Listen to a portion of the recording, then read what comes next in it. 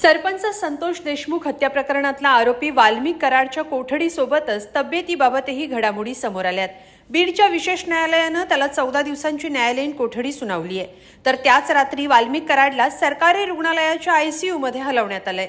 वाल्मिक कराडला पोटदुखीचा त्रास असल्याचं सांगण्यात येतंय। तसंच कराडला स्लीपिंग डिसऑर्डर संबंधित एक आजारही असल्याची माहिती समोर आली आहे।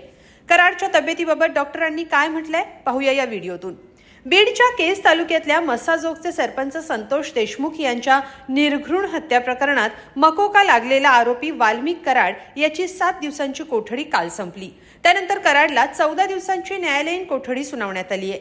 ही सुनावणी व्हिडिओ कॉन्फरन्सद्वारे करण्यात आली, पण या सुनावणी आधी आणि नंतरही वाल्मिक कराडला डॉक्टरांची भेट घ्यावी लागली आहे। वाल्मिक कराडला स्लीप ॲपनिया नावाचा आजार असल्याचं सांगण्यात येत आहे, पण काल रात्री कराडला पोटदुखीचाही त्रास होऊ लागल्यानं त्याला जिल्हा रुग्णालयात उपचारासाठी दाखल करण्यात आलंय।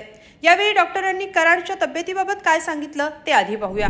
वाल्मिक कराड नावाचे जे आरोपी आहेत त्यांना पोटात दुखण्याचा त्रास सुरू झाला असं त्यांच्या जिल्हा प्रशासनाचे जिल्हा कारागृह प्रशासन आहे त्यांच्या मार्फत आपल्याला लेखी कळवण्यात आलेलं होतं। आणि पोटाचा त्रास असल्यामुळे जे ऑन कॉल आपले सर्जन आहेत ज्याला आपण शल्यचिकित्सक म्हणतो त्यांना संध्याकाळी जाऊन तपासणी केली। त्यांना तपासणीआधी त्यांच्या काही तपासण्या कराव्या लागतील असं वाटल्यामुळे त्यांना जिल्हा रुग्णालयात दाखल करण्याचा सल्ला 7:45 वाजता दिला होता संध्याकाळी काल। त्याप्रमाणे कारागृह प्रशासनाने त्यांना रात्री 12:30च्या दरम्यान जिल्हा रुग्णालयामध्ये आणून दाखल केलेले होते। त्याप्रमाणे तिथे जे ड्युटीचे डॉक्टर आहेत ज्यांना आपण DMO म्हणतो, ऑन ड्युटी डॉक्टर, त्यांनी ऑन कॉल सर्जन यांना बोलावले आणि त्यांनी पूर्ण तपासण्या त्यांच्या करून त्यांना पुढील तपासण्याच्या सांगितल्या आणि त्याप्रमाणे त्यांना रुग्णालयामध्ये आपण उपचारासाठी त्यांनी दाखल करून घेतलेलं आहे।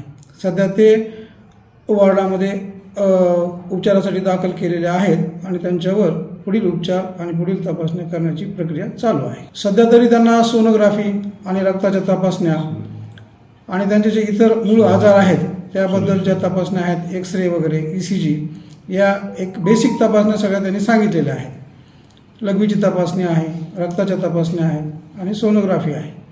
त्यांचे रिपोर्ट आल्यानंतर त्यांना काय पुढील तपासण्या लागतील का काय ते आपल्याला कळवतील।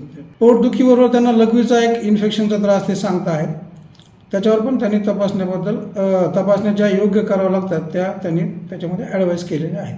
वाल्मिक कराडच्या प्रकृती संदर्भात डॉक्टरांनी काल जी माहिती दिली त्यानुसार कराडला सर्दी खोकल्याचा त्रास आहे। त्याला गोळ्या औषधं दिली आहेत। सध्या त्याची तब्येत चांगली असल्याचं डॉक्टरांनी सांगितलं।